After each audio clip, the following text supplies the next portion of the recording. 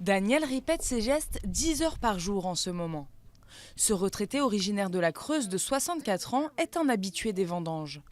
Mais cette fois, c'est dans la région de Mendoza, en Argentine, qu'il a choisi de faire la récolte. C'est plus familial, c'est convivial, c'est une famille. C'est une famille. Et plus, parce que je vous dis, en Touraine, en Champagne, on est 50. Alors bon, on se côtoie bien sûr, mais c'est pas pareil.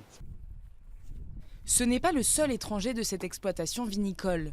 Français, américains ou suisses, ils sont venus à Mendoza pour prêter main forte en cette période de vendange. Ils reçoivent à peine $1 par caisse de raisin, mais sont nourris et logés sur place.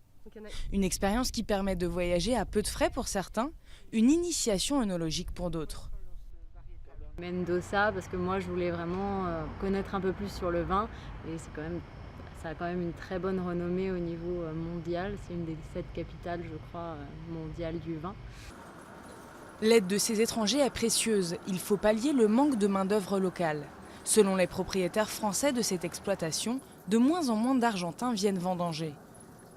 Avant venaient les gens du nord de l'Argentine pour nous aider. Aujourd'hui, ça leur coûte trop cher le voyage et ensuite le coût de la vie ici ne leur permet pas d'économiser sur ce qu'ils gagnent pour repartir. Et quand ils reviennent chez eux, ils ont perdu leur plan de travail qu'on appelle, mais leurs aides, et ils sont obligés de tout Donc il n'y a pratiquement plus de personnes qui viennent du nord pour nous aider. L'activité en ce moment n'est pas aussi florissante que ces vignes. Avec l'inflation et le peso argentin surévalué par rapport au dollar et à l'euro, les exportations de vin argentin ont baissé.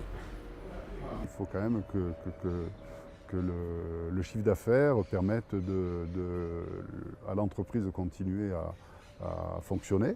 Et vraiment, en ce moment, on est à la limite.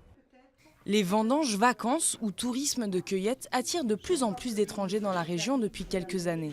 Un phénomène à la mode qui permet aux petits viticulteurs de s'en sortir.